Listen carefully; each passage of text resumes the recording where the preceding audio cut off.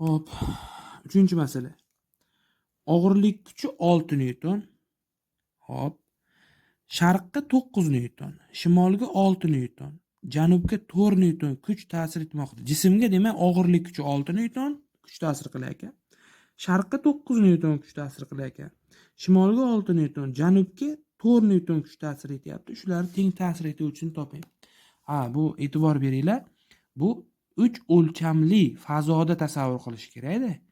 Og'irlik kuchi pastga, mana fazoda tasavvur qilsanglar, mana og'irlik kuchi pastga, sharqqa, g'arb, janubga, shimolga bo'lyapti.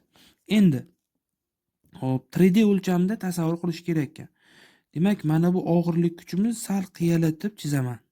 Lekin u og'irlik kuchi hozir agar 3 o'lchamli qilmoqchi bo'lsak, mana bunday qilishimiz kerak.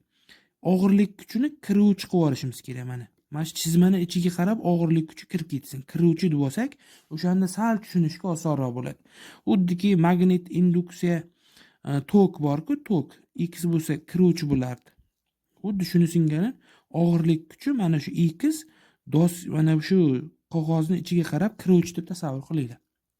Endi shunda sharqqa 9 newton. Aytaylik, sharqqa 9 newton. Mana shu tomonga 9 newton kuch ta'sir qilsin. Og'irlik kuchi kiruvchi o'zi 6 newton deb men tepasiga yozib qo'yaman. 6 newton deb. Kiruvchi qog'ozning ichiga kirib ketyapti u 6 newton kuch. 9 newton sharqqa, shimolga endi. Shimolga ham 6 newton kuch ta'sir qilar ekan. Shimolga mana bu yo'nalishda 6 newton kuch ta'sir qilyapti. Mana bu 6 newton qog'ozni ichiga qarab kirib ketyapti. Hop, janubga 4 newton. Hop, janub mana shimolni qarshisida. Hop, demak past mana 4 newton kuch ta'sir qilar ekan. Bizdan shular teng ta'sir etuvchi. Qaranglar. Mana bu shimol bilan janub qarama-qarshi, demak bu 2 newton. Mana bu 2 newton bu tomonga bo'lsin mana. Hop, 9 newton bu tomonga. Endi mana bu qog'ozning ichiga qarab necha newton kiruvchi bor? 6 newton kiruvchi bor. Bularni hammasini orasidagi burchak 90 gradus. Demak, natijavisi 6 ning kvadrati 36, 9 ning kvadrati 81 plus 2 ning kvadrati 4. Endi 36 ga 4 ni qo'shsak 40 bo'ladi. 40 ga 81 ni qo'shsak 121 undan 11 degan javob chiqadi. Hop, keyingisi 4-masala. 4-masalada o'lchamlari bir xil sharlar dastlab bir-biriga tegib turibdi va F kuch bilan ta'sirlashmoqda. O'lchamlari bir xil. Demak, sharlar bor ekan, ular dastlab bir-biriga tegib turibdi. Va shu tegib turganda ular ta'sirlashish kuchi F ekan. Agar ular zichliklari o'zgarmagan holda, demak, ularning zichliklarini o'zgartirmas ekanmiz. Zichlikni konstanta saqlagan holatda deyapti. Har birini massasini 8 marta oshirilsa. Hop, aytaylik, dastlab hop rasmni chizib oladigan bo'lsam, dastlab ikkita shar bor, mana. O'lchamlari bir xil, ya'ni radiuslari teng, hajmlari teng degani. O'lchamlari bir xil ikkita shar bor, dastlab ular bir-biriga mana shu holatda tegib turgan. Bu degani o'lcham bir xil degani birinchisini hajmi ikkinchisini hajmiga tengligidan radiuslari ham bir-biriga tengligi chiqadi.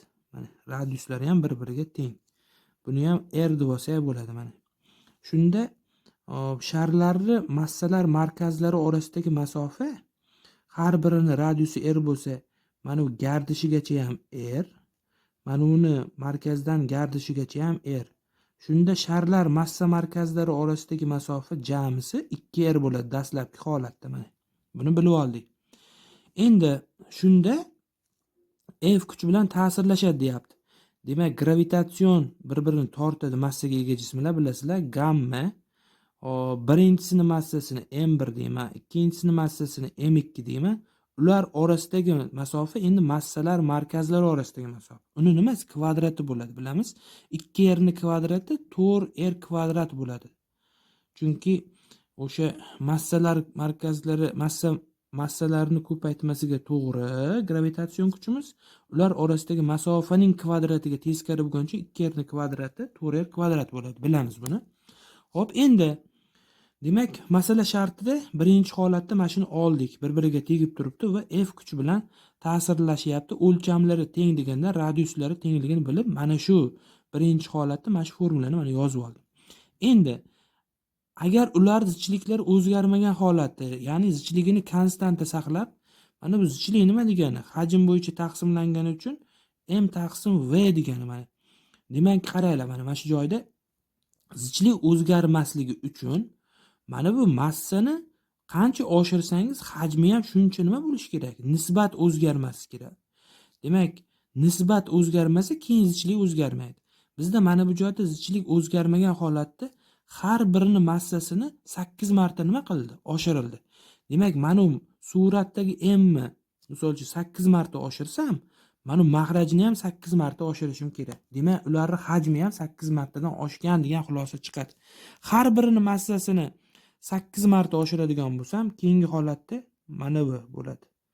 Keyingi holatda oldin dastlab mana buni massasi m1, buni massasi m2 midi, shunda mana bu formulani yozdik. Keyingi holatda 8 marta oshirdik. Buni massasi 8 ta m1 bo'ldi. Hop, keyingisini massasi mana 8 ta m2 bo'lsin. Lekin endi uni radiuslari qanaqa degan savolga javob beramiz. Mana bu joyda zichlik o'zgarmasligi uchun massani 8 marta oshirsak, hajmni ham 8 marta oshirishimiz kerak. Endi hajm radiusga qanday bog'lanadi? Shar hajmini bilamiz, 4/3 pi r kub. Endi mana bu 8 marta oshsa, undan kubildiz chiqarsam, r proporsional kubildiz ostida v desa bo'ladi. Demak, radiusimiz mana bu joydan massani 8 marta oshirsak, zichlik o'zgarmasligi uchun mahrajdagini ham 8 marta oshirdik, ya'ni hajmni ham. Demak, hajm 8 marta oshsa, kubildizdan 2 chiqadi. Radius 2 marta oshar ekan. Demak, keyingi holatda massani 8 marta oshirganimizdagi mana buni radiusi 2r bo'ldi. Buni ham radiusi nima bo'ladi? 2r bo'ladi. Shunda keyingi holatda massalarni o'zgartirdik-ku. Har ikkalasini massasini 8 martadan nima qilganmiz? Oshirganmiz. Demak, massalar markazlari orasidagi masofa 2r ga 2r qo'shsak 4r bo'ldi. Keyingi holatda ular fx kuchi bilan ta'sirlashsin. Gamma birinchisini massasi endi 8 ta m1, keyingisini ham 8 marta oshirganmiz. Ular orasidagi masofaning kvadrati 4r ning kvadrati 16r kvadrat bo'ladi. Bizda qaraymiz. Mana bu 8 kare 8 64. 64 ni 16 ga hop bo'ladigan bo'lsak, yoki mana bu holat keltirib olaylik oson bo'lish uchun.